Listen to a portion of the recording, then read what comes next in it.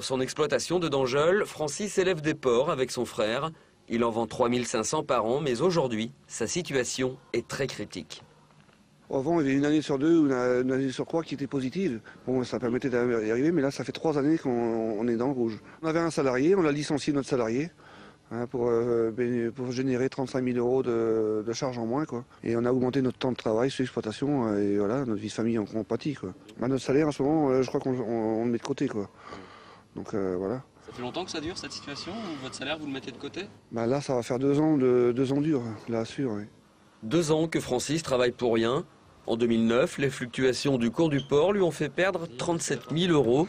Difficile alors pour lui de rembourser un emprunt de 500 000 euros. Il l'avait contracté en 2007 pour construire un tout nouveau bâtiment d'élevage. Aujourd'hui, Francis tente de garder espoir. Bon, j'espère toujours que ça va s'améliorer parce que les banques nous suivent aussi, tout ça et tout, donc on a un espoir. Mais des fois ça nous fait peur parce qu'on se dit si un jour ils ferment le robinet, qu'est-ce qui va se passer, quoi. Et là on se dit après c'est comme dommage d'avoir travaillé tant toute notre vie et puis peut-être de perdre ça, quoi. Alors, avec son syndicat agricole, Francis tire la sonnette d'alarme et demande une protection des éleveurs français, car selon la FDSEA, la concurrence en Europe est déloyale.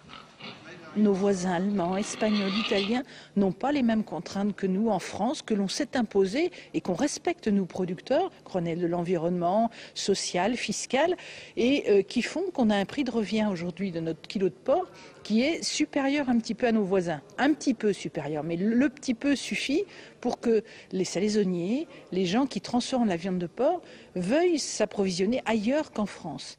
Résultat, selon le syndicat, un éleveur sur 5 en Sarthe connaîtrait le même type de difficultés que Francis.